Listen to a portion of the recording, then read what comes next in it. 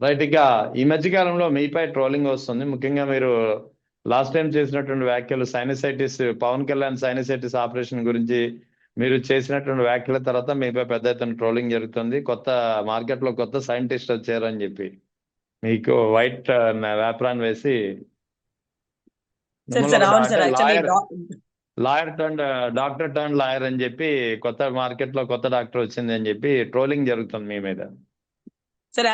Doctor Rajani అంటే నాకే ఆశ్చర్యం అవుతుంది సార్. ఎప్పుడో ఒక 3-4 ఏళ్ల క్రితం నాకు ఒకసారి కోయంబత్తూర్ యూనివర్సిటీలో గౌరవ డాక్టరేట్ ఇచ్చినారు సార్. అది చదివితే వచ్చింది కాదు కదా, గౌరవ డాక్టరేట్ మనం ఎందుకు చెప్పుకోవాలని ఏ రోజు డాక్టర్ రజనీ అని నేను ఎక్కడా చెప్పను సార్. ఏదో వాళ్ళు అప్పుడు అందరితో పాటు పిలిచినారు, ఒక యూనివర్సిటీ నుంచో లేకపోతే ఇంకొకళ్ళ నుంచో పిలిచినారు, వెళ్ళారు. గౌరవ డాక్టరేట్ సార్. ఈ రోజుకి కూడా నాకు ఆ డిగ్రీ ఉంది సార్.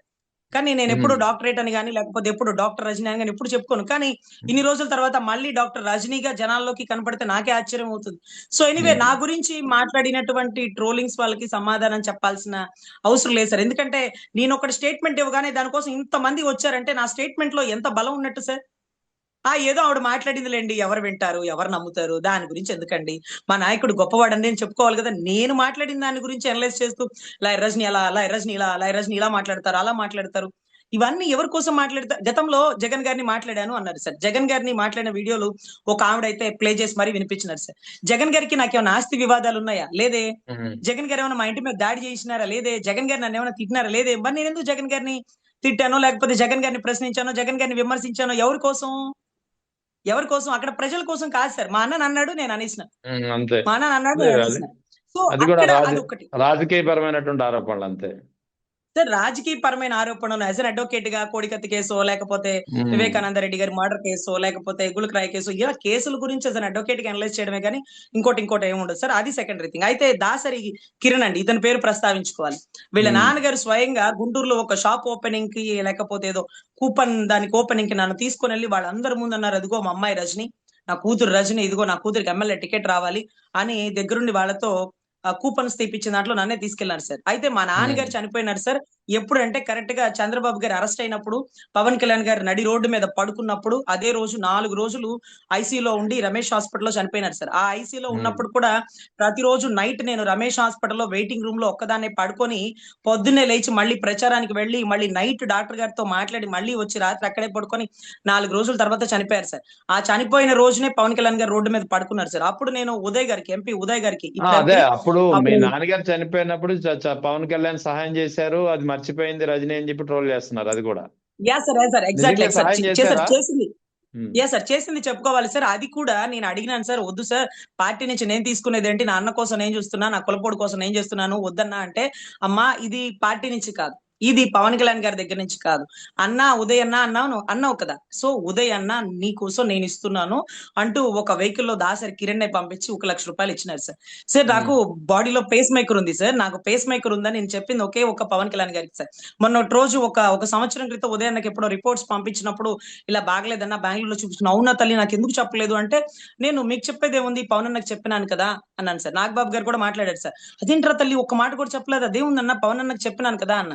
చెప్పిన పవన్ అన్న మర్చిపోయినాడు సార్. పవన్ అన్న వెంటనే బయటకు వచ్చి నాదెండ్ల మనోహర్ గారికి చెప్పారు, ఇదిగో రజనీకి పేస్ మేకర్ ఉంది, రజనీ చాలా బాగా మాట్లాడుతుంది, నేను రాష్ట్ర అధికార ప్రతినిధి పదవి ఇస్తున్నాను ఒక మనోహర్ గారికి తెలుసు, వీళ్ళిద్దరికీ తెలుసు. ఏ రోజు కూడా ఎలా ఉన్నావు తల్లి, ఆరోగ్యం ఎలా ఉంది, మళ్ళీ ఏదైనా అవసరమా, మెరుగైన చికిత్సకి ఏమన్నా బెంగళూరు వెళ్ళాలా, లేకపోతే ఇంకేమన్నా పర్లేదా, ఇలా డిబేట్ లో మాట్లాడుతున్నావు, నీకు ఏమన్నా ఇబ్బందా, లేకపోతే స్టేజ్ మీద మాట్లాడుతున్నావు ఇబ్బందా, ఎండకి ఆ మీటింగ్ ఈ మీటింగ్ రాకమ్మా, ఇక మంచి చెడు ఏమీ లేదు సార్. ఆ రోజు చనిపోయిన రోజున నా భర్త, వద్దు ఆ డబ్బులు ఇచ్చి పంపించేసే, వాళ్ళతో మనకెందుకు, మనం పార్టీ కోసం పనిచేస్తున్నాం, మన కులపోడు కోసం పనిచేస్తున్నాం అంటే, ఉదయ్ అన్నాడు, అమ్మ నా కోసం, అమ్మ ఆ శవం దగ్గరికి తీసుకొచ్చిన డబ్బులు అలా వెనక్కి తీసుకురాకూడదు తల్లి, మా అమ్మ కాదు తీసుకో అని అంటే, మళ్ళీ నేను కిరణ్ కి వెనక్కి పిలిచి అప్పుడు తీసుకున్న 1 లక్ష రూపాయలు సార్.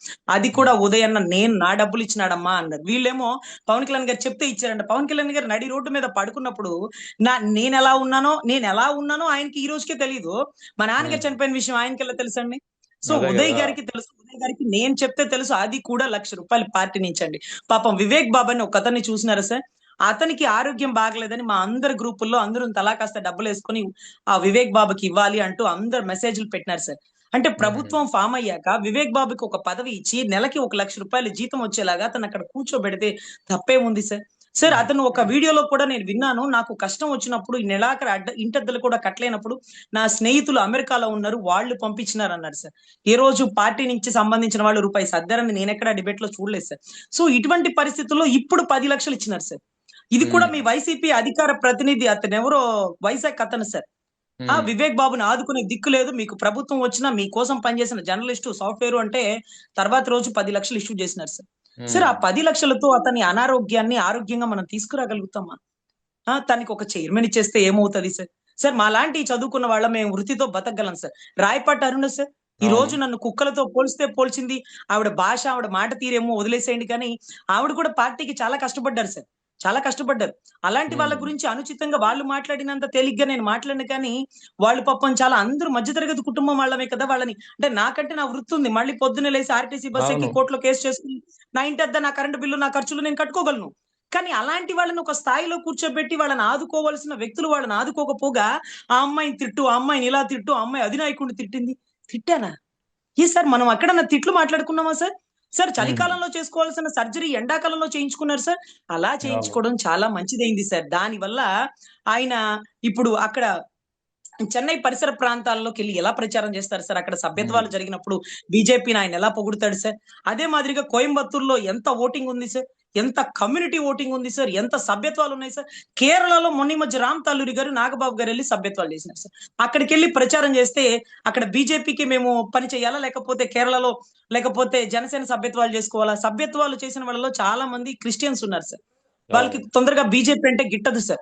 అప్పుడు ఎవరిని పొగడాలి, ఎవరికి పని చేయాలనే ఒక సందిగ్ధ పరిస్థితుల్లో అన్నా నువ్వు ప్రచారానికి వెళ్లకుండా మంచి పని చేసినావు, నువ్వు కమ్మగా పడుకొని రెస్ట్ తీసుకో అన్నా, వాళ్ళ పనులు వాళ్ళు చేసుకుంటారు, అక్కడ జనసేన బలపడిద్ది అన్నాను సార్. ఈ పదంలో ఎక్కడన్నా బూతు తప్పు ఉందా సార్? అప్పుడు వాళ్ళు ఏమన్నారంటే సార్ అదేంటది ఆయన పర్సనల్ విషయాల్లోకి వచ్చింది అంటున్నారు. ఒక్కటి గుర్తుపెట్టుకోండి సార్, పర్సనల్ అంటే జగన్ గారికి గులకరాయి కొట్టినప్పుడు, గులకరాయి తగిలినప్పుడు, రక్తం వచ్చినప్పుడు కంటికి చాలా సమీపంలో తగిలింది సార్. అప్పుడు మీ వాళ్ళందరూ కూడా అన్ని గుళ్ళలో పూజలు చేపించినారు సార్.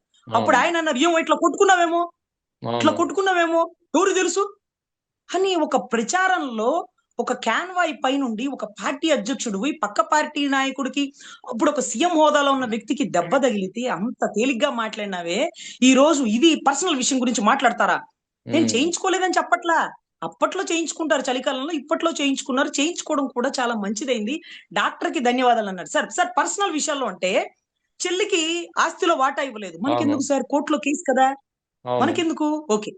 తర్వాత నీ చెల్లి నువ్వు కొట్టినావు జగన్, అరే చెల్లిని కొడితే తల్లి అడిగిద్ది, చెల్లి చదువుకున్న విద్యావంతురాలు వెళ్ళి కేసు పెట్టిద్ది, చెల్లెలి భర్త రాష్ట్రాలకి కూడా వాక్యాలు చెప్పగల సమర్థుడు, చెల్లెలి భర్త అడుగుతాడు, మనం ఎవరు? అది వాళ్ళ వ్యక్తిగత విషయాలు కదా. గొడ్డలి సెంటర్ లో మనమే ఉన్నాం, స్టేట్ లో మనమే ఉన్నాం, గొడ్డలు ఈయనే పెట్టి నరికినాడని ఎన్ని చోట్ల చెప్పినామే, ఒక్క మాట ఓ అందిహే ఓ తుఫానీ హే అని సెంట్రల్ కి చెప్పి అరెస్ట్ చేపించచ్చుగా. లిక్కర్ లో కల్తీలో ఈయనే ఉన్నాడు, కల్తీ మద్యంలో ఈయనే ఉన్నాడు, లిక్కర్ స్కామ్ లో ఈయనే ఉన్నాడు, ఆయన అరెస్ట్ చేయొచ్చంట, కానీ నేను చేయడంట. చేయడానికి మీరెవరు? చేయకుండా ఆగడానికి మీరెవరు? మీరు పరిపాలన చేయడానికి, అభివృద్ధి చేయడానికి వచ్చారా, లేకపోతే లా అండ్ ఆర్డర్ లో అరెస్టులు చేయడానికి, ఏమన్నా వెసులుబాటు అయితే అరెస్టులు ఆపడానికి మీరున్నారా? అరెస్టులు చేయించడానికి మీరెవరు? అరెస్టులు ఆపడానికి మీరెవరు? మీ పరిధేంటి? సో ఇటువంటి పరిస్థితుల్లో ఒకటి గుర్తుపెట్టుకోవాలి సార్, ఎవరైనా సరే సబ్జెక్ట్ టు సబ్జెక్ట్, తల్లి చెల్లి గొడ్డలు ఈ మూడు లేకుండా ఈ 3 ఏళ్లు మీ రాజకీయం చేయండి. ఓపెన్ ఛాలెంజ్, ఈ తల్లి చెల్లి గొడ్డలు ఈ 3 పదాలు వాడకండి. గొడ్డలి కరెక్ట్ అయితే సెంట్రల్ తో చెప్పి అరెస్ట్ చేయించండి, చెల్లెలు కరెక్ట్ అయితే కోర్టు కేసులో గెలిచి ఆస్తి మొత్తం తీసుకోమనండి. సో తల్లి గురించి మాట్లాడతారా, తల్లితో ఒక స్టేట్మెంట్ ఇప్పించండి, వాళ్ళు మాట్లాడుకుంటారు. ఈ 3 లేకుండా అంటే అంటే ఎందుకు ఈ పదాన్ని వాడానంటే వాళ్ళందరూ కూడా సార్, దాంట్లో ఒక అడ్వకేట్ గారు కూడా వచ్చినారు, ఆయన పేరు ఎందుకులేండి, పాపం హైకోర్టు అడ్వకేట్ గారు, స్టాండింగ్ కౌన్సిల్ మా జనసేన, ఆయన చెప్తున్నారు ఆ పర్సనల్ విషయాల్లోకి వెళ్ళిపోయిందని. అయ్యా తమరు అనుభవజ్ఞులైనటువంటి న్యాయవాదులు కదా, సిబిఐ సిఐడి పెండింగ్ లో కేసులో ఉండగా మనం లడ్డు కల్తీ గురించి అలా మాట్లాడకూడదు, పందికు కలిసిందని అలా మాట్లాడకూడదు అని అనుభవజ్ఞులైనటువంటి న్యాయవాదులు మీరు సలహా సూచనలు పార్టీ అధ్యక్షులు వారికి, డిప్యూటీ సీఎం వారికి ఇచ్చి ఉండాలి కదా, ఇచ్చి ఉండాలి. గొడ్డల కేసులో ఆయనే ముద్దాయి అయితే సిబిఐ అరెస్ట్ చేసేది కదండి. అయినా ఒక్క లాజిక్ చూడండి, జగన్ గారి గవర్నమెంట్ లో కేసు పరిగెట్టింది, 8 దాకా వచ్చింది, అవినాష్ గారిని కూడా అరెస్ట్ చేసే మూమెంట్ వచ్చింది, వాళ్ళ నాన్నగారిని అరెస్ట్ చేసి బెయిల్ కూడా రాలేదు, కానీ ఈ గవర్నమెంట్ లో ఆ కేసు కనీసం కదలలేదు. ఎందుకని? ఆ గవర్నమెంట్ లో ప్రభావితం చేసేస్తాడేమో నా అన్న సీఎం అని చెప్పి ఆవిడ కేసుని తెలంగాణకి మార్చుకోవాలనుకుని తాపత్రయపడ్డారే. ఈ రోజు నీ అన్న ముఖ్యమంత్రి కాదు, నువ్వు నమ్మినటువంటి నాయకుడు ముఖ్యమంత్రి. నీ కేసు కదిలిందా, పరిగెట్టిందా, నడిచిందా? దీనికి కారణాలేంటి? సో ఇవన్నీ కూడా వెలికి తీస్తే రైట్ ట్రాన్స్పరెంట్ గా జరిగింది ఆయన టైంలో, పేమెంట్లు తీసుకొని అరెస్టులు జరగట్లా ఈయన టైంలో అనేటటువంటిది రాష్ట్ర ప్రజలకు వెళ్తుంది సార్. వాళ్ళేదో చిన్న చిత్తగా మాట్లాడుకున్న దానికి మనం సమాధానం చెప్పేదేంటి సార్? మనం మాట్లాడింది ఎంత స్ట్రాంగ్ సబ్జెక్ట్ ఉంది కాబట్టి అంతమంది బయటకు వచ్చి ఒకళ్ళ తర్వాత ఒకళ్ళ మైకులు పట్టుకొని సమాధానాలు చెప్పలేక పర్సనల్ విషయాల్లోకి బూతులు తిట్టి రజనీ అలా, రజనీ ఇలా, రజనీ వాళ్ళ మోసం చేసింది, వీళ్ళ మోసం చేసింది. ప్రభుత్వంలో మీరే ఉన్నారు కదా, జగన్ గారిని అంటే అరెస్ట్ చేయలేరు సుమా. మీరు అరెస్ట్ చేయండి నన్ను, నా తప్పుంటే మీరు జైల్లో వేయండి, నా తప్పుంటే మీరు కేసులు వేయండి. అరే న్యాయవాదిగా నేను ఎదుర్కొంటాను స్వామి. అరే మాటలే ఉంది, నోటి మాటలు నాలుగు ఇటైనా మాట్లాడిద్ది. సబ్జెక్ట్ ఈ రోజు ఎందుకు గిట్టుబాటు ధర ఇవ్వలేకపోతున్నారు? ఎందుకు ఇక్కడే సంక్షోభం ఏర్పడింది, ఇంధనం కొరత? ఏం చేస్తున్నారు రాష్ట్రంలో? సివిల్ సప్లైస్ శాఖ మంత్రి వర్యులు ఒకవేళ ఇబ్బందుల్లో ఉంటే ఇన్ఛార్జ్ ఎవరు? ఎందుకు 98 కోట్లు ఖర్చు పెట్టి సింగపూర్కి వెళ్ళారు? ఎవరి బాబు సొమ్ము? ప్రభుత్వ ఖజానా డబ్బు. సమాధానం చెప్పాలి. ఇది మాట్లాడుకుందాం. సబ్జెక్ట్. నేను మీ హెల్త్ విషయం మాట్లాడిన, మీరు తల్లి చెల్లి గొడలు ఈ పదాలు వాడకుండా రాజకీయం చేద్దాం, హుందాగా ఉందాం, గొప్ప రాజకీయ నాయకుల్లోకి అలవాటు తీసుకెళ్దాం. మీ భార్యల విషయం, మీ వ్యక్తిగత విషయం వీళ్ళు మాట్లాడకూడదు, తప్పు. వాళ్ళ చెల్లెల ఆస్తి విషయం, గొడ్డల విషయం మీరు మాట్లాడకూడదు, తప్పు. హుందాతత్వమైన రాజకీయం చేస్తే ఎంతో మంది యువత చక్కగా రాజకీయాల్లోకి వస్తారని నా తరపు అభ్యర్థన సార్. నన్ను తిట్టిన వాళ్ళని కూడా నేను ఎవరిని తిట్టాను సార్, ఎవరికి సమాధానం చెప్పను. వాళ్ళు కూడా గొప్పగా ఆలోచించి వ్యక్తి ఆరాధన మారి ప్రజా సమస్యల మీద పోరాటం చేయాలని నా అభ్యర్థన sir. Right madam, thank you very much.